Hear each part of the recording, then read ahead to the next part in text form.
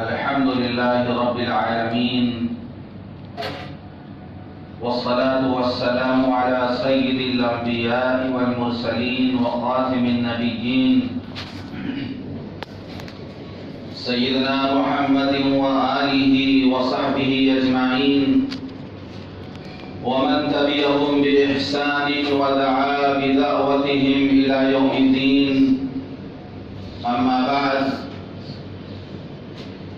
عن أبي ذر رضي الله عنه قال قال رسول الله صلى الله عليه وسلم: من أحب لله وأبغض لله وأعطى لله ومنع لله فقد استكمل الإيمان، أو كما قال عليه الصلاة والسلام. رواه ابو داود. محترم بزرگوں، دوستوں اور دینی بھائیوں، ہر کلمہ کو ہر مسلمان اور ہر صاحب ایمان کو اس بات کی فکر کرنی چاہیے کہ اللہ نے اسے ایمان کی جو نعمت عطا کی ہے اس کو کس طرح کمال تک پہنچائے، اس بات کی کوشش کرے کہ وہ کس طریقے سے اعمال کرے، کون سے اعمال کرے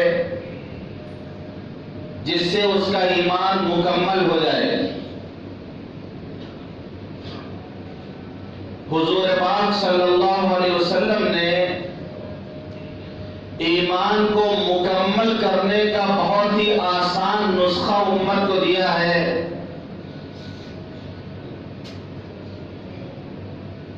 گویا اپنے دریا کو کوزے میں بند کر دیا۔ 4 کلمات ارشاد فرمائے کہ اگر کوئی یہ 4 صفات اپنے اندر پیدا کر لے تو اس کا ایمان مکمل ہو جائے گا۔ آپ نے فرمایا، پہلی بات، من احب للہ، جو کسی سے محبت کرے تو اللہ کے لیے کرے۔ محبت کے بہت سارے انداز ہوتے ہیں۔ مال کی وجہ سے محبت ہوتی ہے، حسن و جمال کی وجہ سے محبت ہوتی ہے، فضل و کمال کی وجہ سے محبت ہوتی ہے، ذات برادری کی وجہ سے محبت ہوتی ہے، اپنے نفس کے لیے محبت ہوتی ہے، اپنے علاقے اور وطن کے لیے محبت ہوتی ہے۔ لیکن ایمان والا بندہ جب کسی سے محبت کرتا ہے تو اللہ کے لیے کرتا ہے۔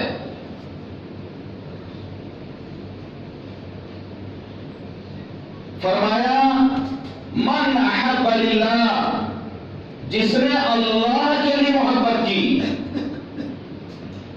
حدیث پاک میں آتا ہے، جب مختلف علاقوں کے لوگ، مختلف زبانوں کے لوگ جب ایک جگہ اکٹھا ہو کر اللہ کا ذکر کرتے ہیں، حضور پاک صلی اللہ علیہ وسلم کا تذکرہ کرتے ہیں اللہ کے لیے، تو مجلس منتشر ہونے سے پہلے اللہ سب کی مغفرت فرما دیتا ہے۔ اب ہم یہ کیسے جانیں گے کہ ہم کس سے محبت کر رہے ہیں؟ اللہ کے لیے کر رہے ہیں، اپنے نفس کے لیے نہیں کر رہے ہیں، اپنی خواہش کے لیے نہیں کر رہے ہیں، بلکہ اللہ کے لیے محبت کر رہے ہیں۔ یہ کیسے ہم چیک کریں گے؟ کس طریقے سے ہم اس کو جانچیں گے؟ کچھ باتیں بتائی گئی ہیں کہ یہ دیکھنا ہے کہ ہم جس سے محبت کر رہے ہیں اللہ کے لیے کر رہے ہیں، تو یہ کام کرنے پڑیں گے۔ ہم جس سے محبت اللہ کے لیے کریں تو پہلی بات یہ کہ اپنے آپ کو اس کو ترجیح دیں۔ وَيُؤْثِرُونَ عَلَى أَنفُسِهِمْ وَلَوْ كَانَ بِهِمْ خَصَاصَةٌ، کہ ایمان والوں کی شان یہ ہوتی ہے کہ وہ اپنے آپ پر دوسروں کو ترجیح دیتے ہیں، چاہے ان کا نقصان کیوں نہ ہو جائے۔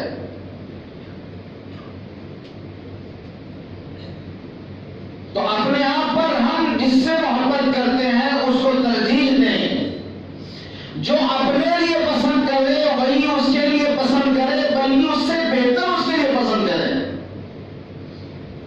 کہ آپ نے فرمایا لا یؤمن احدکم حتی یحب لأخیہ ما یحب لنفسہ، کہ تم میں سے کوئی اس وقت تک مومن نہیں ہو سکتا جب تک کہ جو چیز اپنے لیے پسند کرتا ہے وہی اپنے بھائی کے لیے بھی پسند نہ کرے، اپنے بھائی کے لیے وہی چیز پسند کرے جو اپنے لیے پسند کرتا ہے۔ یہ نہیں کہ میٹھا میٹھا کر کڑوا کڑوا تھو، جو پسند ہے وہ ہمارے لیے، جو چیز ریجیکٹ ہو جا رہی ہے وہ اس کو بانٹا جانا، دیا جانا۔ جو اپنے لیے پسند کرے وہی اپنے بھائی کے لیے پسند کرے، بلکہ کوشش کریں اس سے بہتر اس کو دیں۔ دوسری بات کہ اس کی ضرورتوں کا خیال رکھے اور اس کی ضرورتوں کو پوری کرنے کی کوشش کرے۔ آپ نے فرمایا من کان فی حاجت اخیہ کان اللہ فی حاجتہ، جو اپنے بھائی کی ضرورت پوری کرتا ہے اللہ اس کی ضرورت پوری کرتا ہے۔ واللہ فی عون العبد ما کان العبد فی عون اخیہ، اللہ اس وقت تک بندے کی مدد کرتا ہے جب تک بندہ اپنے بھائی کی مدد کرتا ہے۔ تو اس کی ضروریات کا خیال کرے اور کوشش کرے کہ اس کی ضرورت کو پوری کرے۔ عشق کا دعویٰ تو بہت آسان ہے، محبت کا دعویٰ بہت آسان ہے۔ اگر اللہ کے لیے ہمیں کسی سے محبت ہے تو یہ کام کرنے ہوں گے۔ چوتھی چیز کہ اس کے لیے کلمہ خیر کہنا ہے۔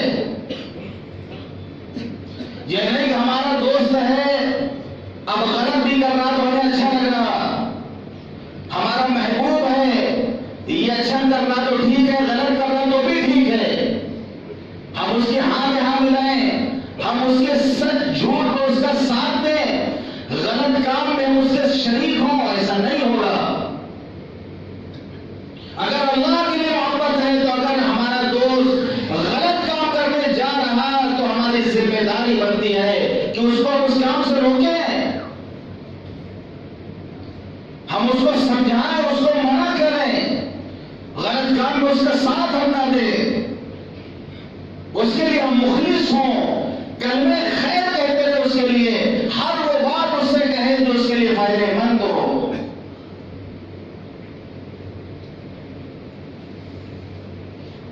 اب پانچویں بات یہ کہ اس سے محبت کا اظہار بھی کرتے رہیں، کہتے رہیں کہ ہم ان سے اللہ کے لیے محبت کرتے ہیں، اظہار کرتے رہیں اس سے۔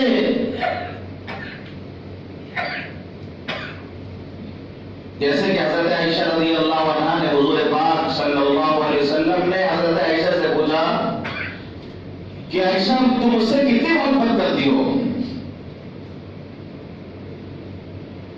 اور اللہ کے رسول جیسے گیٹھا لگا دیا جائے، کسی چیز سے باندھ دیا جائے، گیٹھا لگا دیا جائے، مضبوط جو گیٹھا لگا دیا جاتا ہے اسی طریقے سے آپ کی محبت ہمارے دل میں بہت مضبوط محبت ہے۔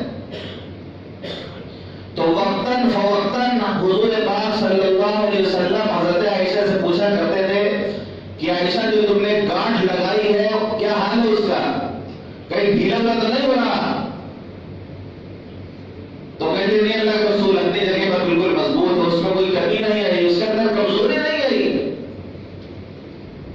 تو محبت کا اظہار بھی ہوتا رہے کہ آپ نے فرمایا اذا احب الرجل اخاه فليخبر بانه يحبه، کہ آدمی جب کسی سے محبت کرے تو اس کو بتائے کہ ہم تم سے محبت کرتے ہیں اللہ کے لیے، اور جب کوئی آپ سے کہے کہ ہم اللہ کے لیے آپ سے محبت کرتے ہیں تو آپ اس سے کہیں کہ وہ اللہ بھی تم سے محبت کرے جس کی وجہ سے تم مجھ سے محبت کرتے ہو۔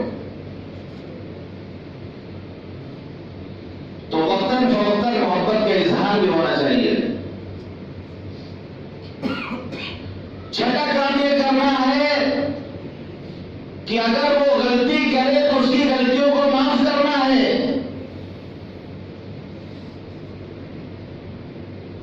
کیونکہ جس سے ہم محبت کر رہے ہیں، جو محبوب ہمارا ہے، وہ بھی انسان ہے. اور الانسان مرکب من الخطأ والنسیان، انسان سے غلطی بھی ہوگی، بھول چوک بھی ہوگی.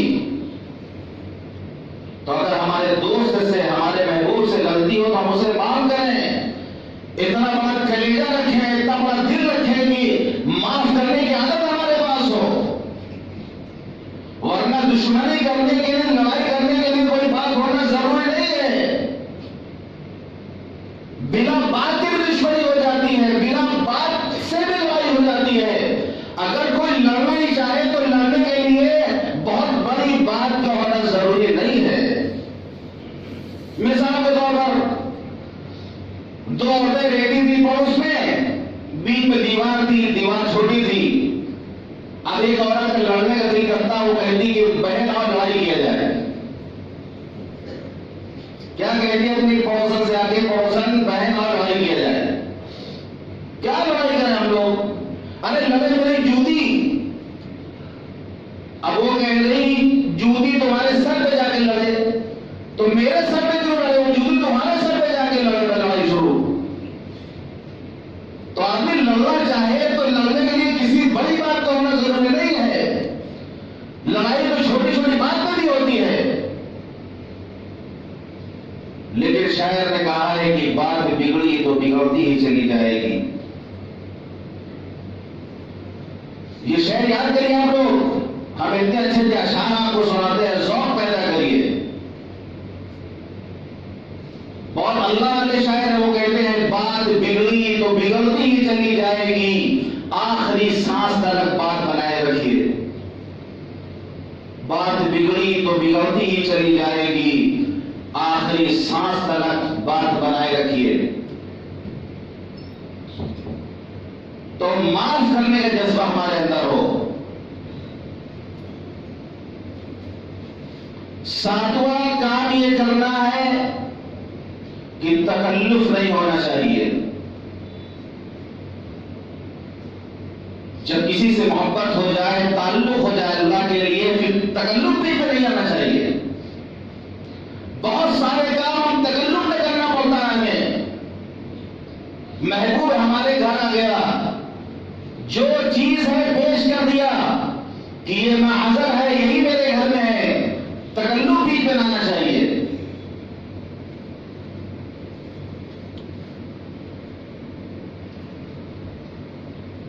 اور ساتواں کام یہ کرنا ہے کہ اس کے لیے دعا کرنا ہے. پیٹھ پیچھے دعا کرنا. آپ کے دل میں کسی کی طرف سے کتنا بھی بغض، حسد، دشمنی، جلن ہو، بہت آسان اس کا علاج یہ ہے کہ اس کے خیر کے لیے آپ اللہ سے دعا کریں. آپ اس کے حق میں دعا کریں، اس کی بھلائی کے لیے آپ دعا کریں. یہ دعا جو آپ اس کے لیے کریں گے ان کی پیٹھ پیچھے، اس دعا کی برکت سے آپ کا دل اس کی طرف سے صاف ہوتا رہے گا. اور ایک بھائی اپنے بھائی کے لیے جب پیٹھ پیچھے دعا کرتا ہے تو اللہ دعا کو قبول بھی کرتا ہے.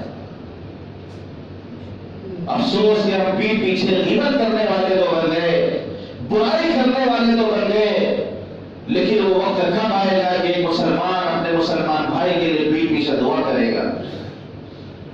تو اگر اللہ کے لیے محبت ہو تو اس کے حق میں دعا کرے.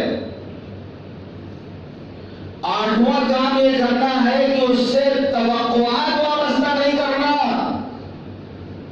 کہ مالدار سے محبت ہو گئی، اب اس سے توقعات وابستہ ہیں کہ یہ مال خرچہ کرے گا، یہ فلاں ہوٹل میں لے جائے گا، کھانا کھلائے گا، فلاں جگہ ہم کو گھمانے لے جائے گا، اور ہم دھیرے دھیرے اس سے خوب فائدہ اٹھائیں گے. یا کم از کم زیادہ توقعات نہ رکھیں. ہم لوگ حال یہ ہے کہ ہم سامنے والے سے توقع بہت زیادہ رکھ لیتے ہیں، اور جب وہ توقع پہ پورا نہیں اترتا تو وہیں سے دشمنی شروع ہو جاتی ہے، وہیں سے برائی شروع ہو جاتی ہے، وہیں سے بات بنانی شروع ہو جاتی ہے. کیونکہ ہم نے جو توقع رکھا تھا بلکہ ہم کہہ بھی دیتے ہیں کہ بھائی آپ سے اس امید نہیں تھی، تم دوست ہو کے تم نے ایسا کیا، تم سے اس امید نہیں تھی. ارے دوست سے امید تم نے لگایا ہی کیوں تھا؟ تم میرے قریبی ہو کر تم سے اس امید نہیں لگا ایسا کرو گے، تم نے امید اس سے مانا ہی کیوں تھا؟ جب اللہ کے لیے محبت ہوگی تو کوئی امید وابستہ اس سے نہیں کرے گا. اور سب سے لاسٹ میں 9 نمبر کام یہ کرنا ہے کہ محبت کا یہ حق ادا ہو جائے کہ باغبان آگ دی جب آشیانے کو میرے، باغبان آگ دی جب آشیانے کو میرے، جن پہ تکیا تھا وہی پتے ہوا دینے لگے. مٹھیوں میں خاک لے کر دوست آئے وقت دفن، مٹھیوں میں خاک لے کر دوست آئے وقت دفن، زندگی بھر کی محبت کا صلہ دینے لگے.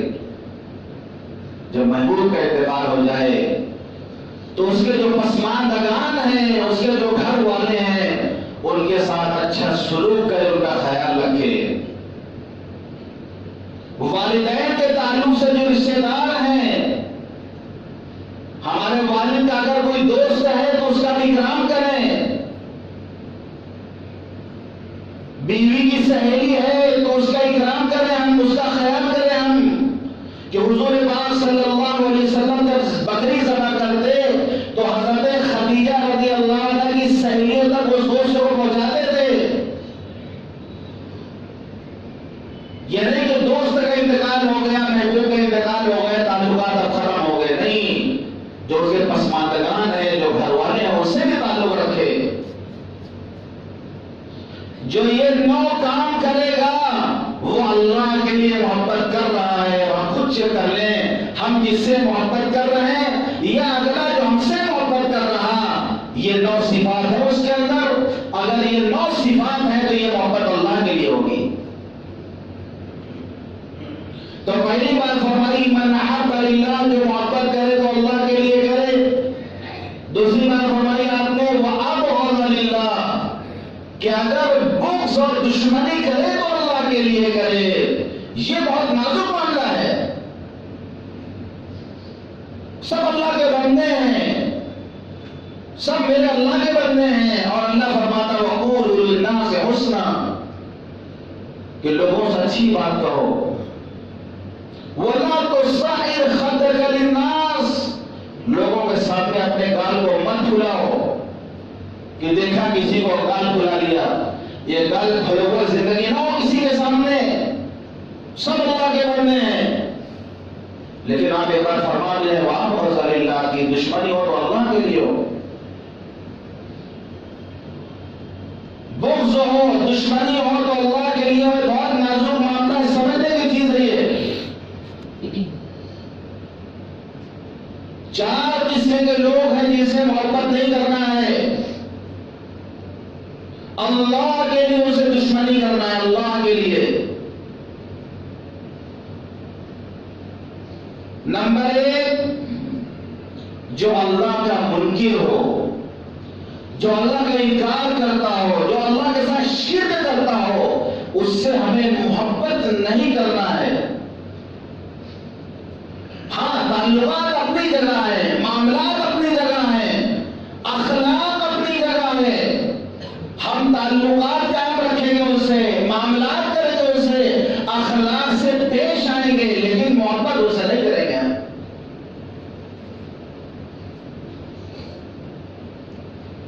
فرمایا لا يتخذ المؤمنون الكافرين اولیاء من دون المؤمنین، کسی ایمان والے کے لیے جائز نہیں ہے کہ وہ ایمان والے کو چھوڑ کر اللہ کے منکروں سے دوستی کرے. محبت کا تعلق نہیں ہونا چاہیے ان سے.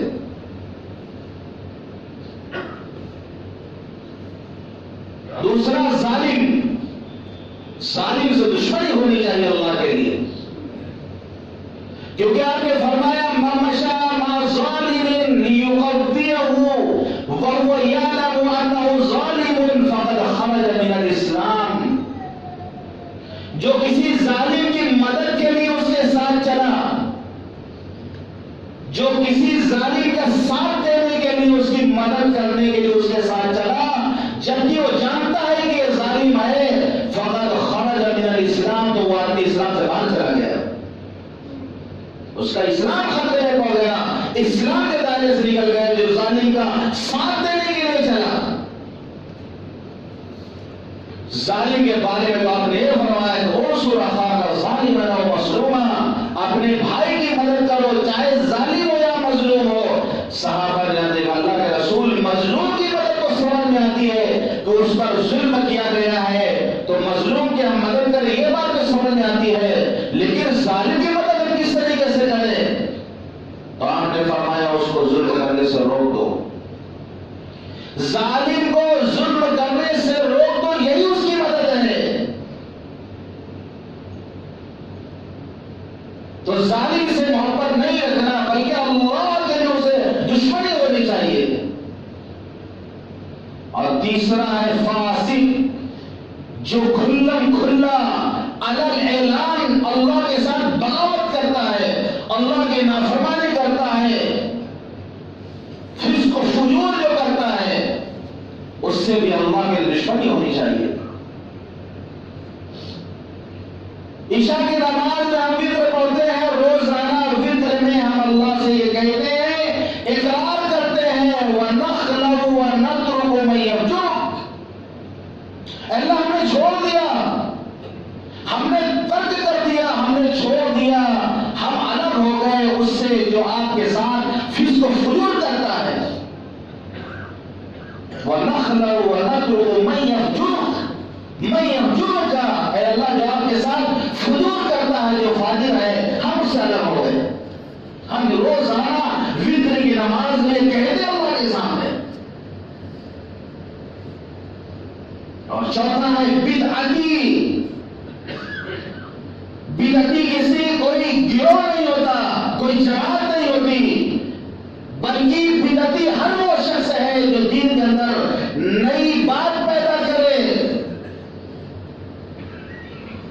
یا وہ عمل جو قرآن و حدیث میں نہیں ہے جو اللہ اور اس کے رسول نے نہیں فرمایا ہے اس کام کو وہ دین سمجھ کر کرے وہ بدعتی ہے کہا وہ کسی جماعت سے تعلق رکھتا ہو کسی گروہ سے تعلق رکھتا ہو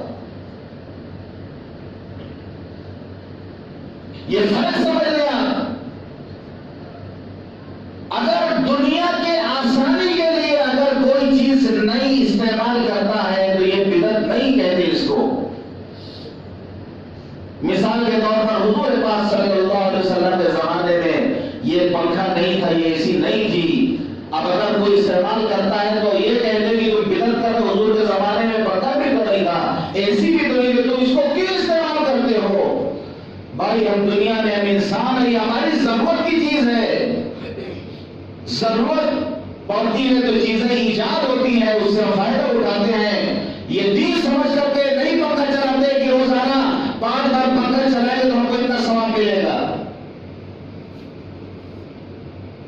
بدعت کہتے ہیں دین سمجھ کر ایسے کام کو کیا جائے جو اللہ اور اس کے رسول نے نہیں فرمایا مثال کے طور پر ایک نئی بدعت بارے میں بتا دو ایک دم لیٹسٹ کیا آپ کو بھی نہیں پتا ہوگا بدعت کی پہچانی یہی ہے کہ ہر علاقے کی الگ الگ بدعتیں ہوتی ہیں بنگال کی بدعت یو پی والے نہیں جانیں گے یو پی کی بدعت بہار والے نہیں جانیں گے ہر علاقے کی الگ الگ بدعت ہوتی ہے اور جو سنت ہے حضور پاک صلی اللہ علیہ وسلم کی پوری دنیا اس کو جانتی ہے امریکہ کا مسلمان بھی اس کو جانتا ہے سعودی عرب کا مسلمان بھی جانتا ہے اور آپ ہندوستان کا مسلمان بھی جانتے ہیں سنت ہے سرما لگانا سنت ہے مسواک کرنا سنت ہے دنیا کا کہ کسی بھی کونے میں رہنے والا مسلمان ہو اس کو سنت جانتا ہے لیکن بدعت جو ہوتی ہے وہ علاقے کی الگ الگ ہوتی ہے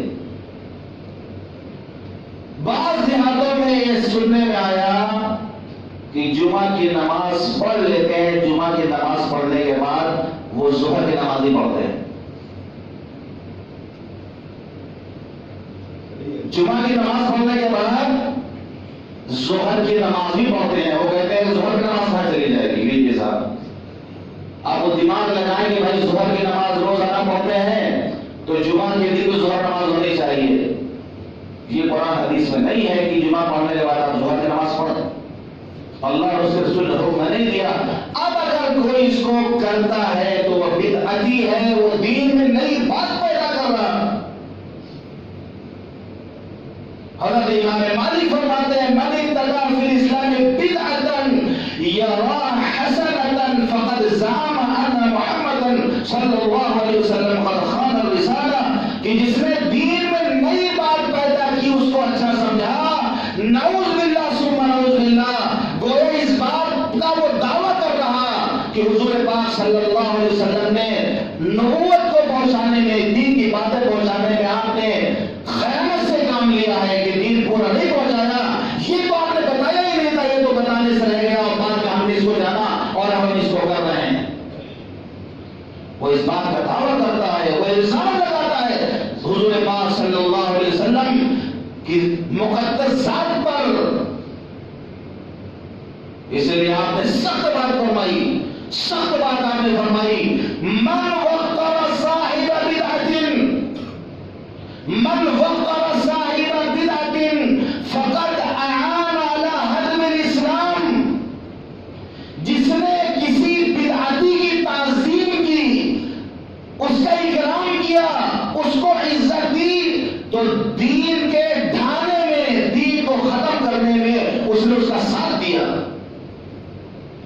جو وہ سنتوں کو مٹا کر بدعتوں کو بڑھا رہا ہے، اور ہم اس کا اکرام کریں، ہم اس کی تعظیم کریں، ہم اس کی حوصلہ افزائی کریں، ہم اس کے پیٹھ کو تھپتھپائیں، گویا کہ ہم اس کے کام میں شریک ہیں اور دین کے ڈھانے میں اس کے مددگار بن رہے ہیں. تو یہ چار قسم کے لوگوں سے اللہ کے لیے دشمنی ہونی چاہیے. تو میں نے جیسے کہ پہلے کہا کہ بڑا نازک معاملہ ہے کہ دشمنی کیسے ہو اللہ کے لیے.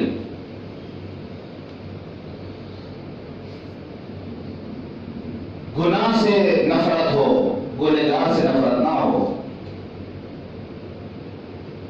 پیاس کی بدبو سے نفرت ہو، پیاس سے نہ ہو. آپ نے پیاس کھا کے مسجد میں آنے سے منع کیا اس کی بدبو کی وجہ سے، پیاس کھانے سے منع نہیں کیا آپ نے. گنہگار سے نفرت نہ ہو، ہاں اس کے گناہ سے نفرت ہو. جس دن وہ گناہ چھوڑ دے گا ہمیں اس سے اللہ کے لیے محبت ہو جائے گی. حضرت نظام الدین اولیاء رحمۃ اللہ علیہ، ان کے یہاں مجلس منعقد ہوتی سیما کی مسجد، جسے محفل سیما کہا جاتا تھا.